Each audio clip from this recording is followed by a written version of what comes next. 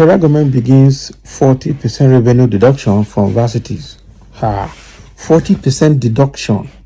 So, can you imagine? They said they were going to give student loan. That is not working now.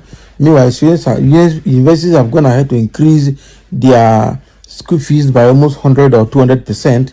And now, from this, most school fees are collecting from students. Federal government want to start collecting 40% from them without even funding them. What a country! No, wow, that is frustrating the academic system more. I tell you, going to university in Nigeria now is a nightmare. People should find other indirect ways of getting education, most especially online education. You can get your university education online even at home, and you still get your first degree, second degree, and whatever you want right from home, and do your studies at your own pace. Pay, and you know that you're paying to a more credible foreign institution than institutions like these that are dilapidated in Nigeria. They're not funding, they're not taking care of it, but they're always extracting from it.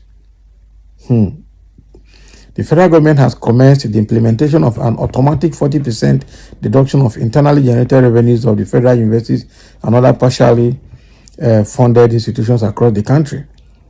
The auto deduction policy of gross IGR is in line with the finance circular with reference number FMFBNP orders IGR CRF 12/2021 dated December 2021.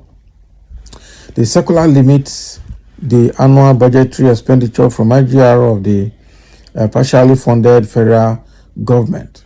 This was contained in a letter dated October 17, 2023, entitled Implementation of 40% Automatic Deduction from Internally Generated Revenue of the Partially Funded Federal Government Institutions by the Accountant General of the Federation, Mrs. Oluwatoyin Madin, to the universities, and signed by Director of Revenue and Investment Office of the Accountant General of the Federation, Felix Oreofe Ogundairo.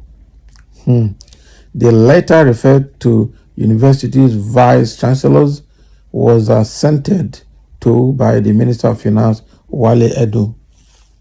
I am directed to inform you that the Honorable Minister of Finance and Coordinating Minister of the Economy has approved the implementation of a 40% deduction from the gross internally generated revenue IGR of all partially funded federal government institutions in line with the provisions of the Section 62 of Financial Act 2020 with effect from November 2023.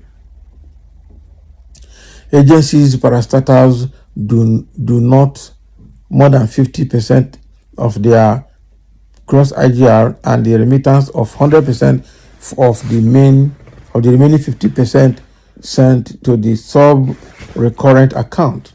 All statutory revenue lines like tender fees, contractor registration fees, disposal of fixed asset, rent on quarters, etc., shall be remitted 100% to the sub-recurrent accounts. Consequently, all partially funded agencies, parastatals, must align their budget requirements and ensure total compliance with the provisions of Section 62 of Financial Act 2020 and Financial Circular 2021, Ogundairo expressed. Earlier, the federal government, through the Minister of Education, Taher Maman, said it was giving universities full autonomy to explore sources of financing their activities. So you've admonished and encouraged institutions, especially federal government universities, to go and look for other sources of income to fund their activities, have you? So what is the job of the government? Because all federal government universities and polytechnics belong to the government, and government is supposed to fund them. So are you saying that you are stopping? So are you saying that these schools should go and fend for themselves, and then you're still going to deduct 40% of their revenue into your account?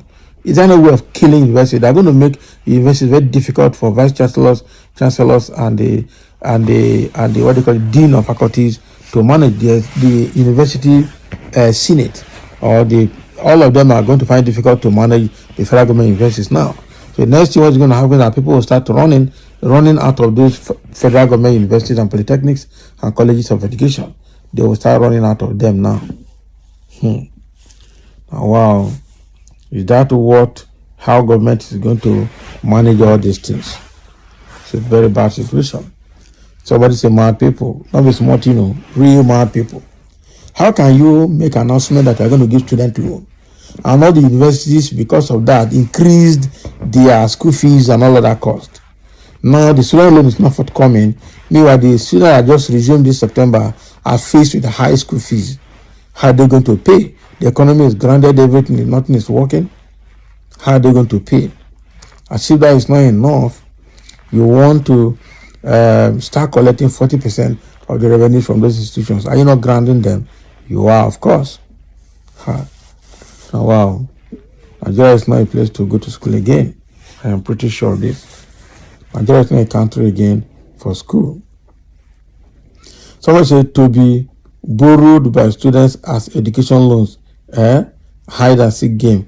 Not be smart, So it is possible, after promising Nigerian students the student loan and they can't have it, they want to deduct 40% from the IGR of the institutions, meaning that they are likely going to use the money that deducted from the universities to use them as scholarship again to the people to go back to university. That is a round tripping. That is a typical round tripping, and it's actually not a very good one. All right, so that is exactly what we have seen in this federal government plan. I think this plan is further going to cripple education in Nigeria. People are no longer going back to school, especially with the high school fees, without job and money. Parents have lost their job, businesses are closing, people are struggling to eat, not talk of paying school fees, and now you are making the education not accessible anymore. You are making the education more difficult to access by the public, and that is exactly what is going to kill Nigeria. I must tell you the truth. That is going to kill education in Nigeria completely. It will kill education. These actions that are taken is crippling education, not at will. It's already crippling education in Nigeria. How can federal government be so insensitive? You are supposed to run your let's take UK for instance. Education is one of their major sources of revenue. But what they have done is that they make sure that foreign students pay twice what the citizens are paying in those schools. They subsidize it, and then they make the foreign students to pay for their own students in the UK. So what am I trying to say? You run your education system in such a way that people outside will love to come to school, and then you can charge and then use it to subsidize the school fees or subsidize the education for your citizens. Now they're looking for a very constructive way of managing education to benefit the citizens that are still making it more difficult to access. Because with the current dispensation, with the current educational policies in Nigeria, I tell you, education is no longer accessible to Nigerians. And that means you're going to have more dropout, you're going to have more illiterate, you're going to have more people that will choose other forms of education rather than doing the formal education. People will now start taking vocational trainings and do online studies and courses and get skill set and get job and live their life and leave your university for you. That is it. This is not a very good one at all. So thank you for listening, and let's have your comment.